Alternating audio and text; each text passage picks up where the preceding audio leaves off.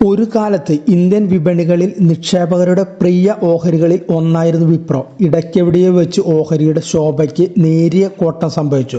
Multibagger ഓഹരി കുതിപ്പിന്റെ വേഗം കുറച്ചതോടെ നിക്ഷേപകർ പിണങ്ങിയെന്നു പറയുന്നതാകും ശരി.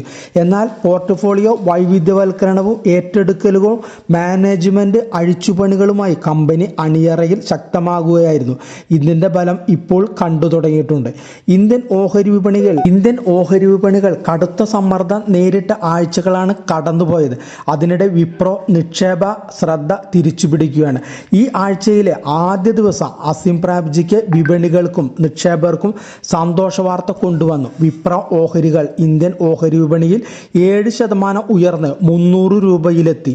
കഴിഞ്ഞ പാദ വരുമാന കണക്കുകളിലെ മുന്നേറ്റമാണ് ഈ കുതിപ്പിന് അടിത്തറയിട്ടത്.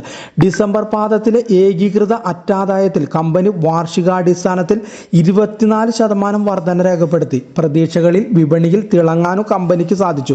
ഓഹരി വില ഉയർന്നത് കമ്പനിയുടെ വിപണി മൂല്യത്തിലും പ്രതിഫലിച്ചു.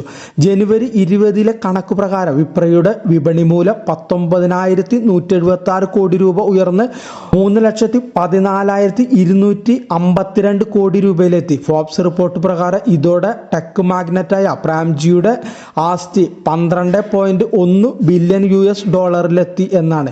BSEയിൽ ഇന്നലെ 6% ഉയർന്ന് 300 രൂപയിലാണ് ഓഹരി വ്യാപാരം അവസാനിച്ചത്. വ്യാപാരത്തിനിടെ ഓഹരി 8% ഉയർന്ന് 305 രൂപയിലെത്തിയിരുന്നു. സ്ഥാപനത്തിന്റെ 24 ലക്ഷം ഓഹരികൾ BSEയിലും 393 ലക്ഷം ഓഹരികൾ NSEയിലും വ്യാപാരം നടത്തിയെന്നാണ് കണക്കുകൾ വ്യക്തമാക്കുന്നത്. ഇന്ത്യയിലെ 4ാമത്തെ വലിയ IT സേവന കമ്പനിയാണ് വിപ്രോ. നിലവിൽ ITക്ക് പുറമെ വിവിധ മേഖലകളിൽ കരുത്താർജിച്ചു വരികയാണ് വിപ്രോ. അടുത്തിടെ കമ്പനി നിരവധി ഏറ്റെടുക്കലുകൾ നടത്തിയിരുന്നു. ഇന്ത്യൻ IT ഭീമന്മാരായ TCS, ഇൻഫോസിസ് എന്നിവരുമായാണ് വിപ്രോയുടെ മത്സരം.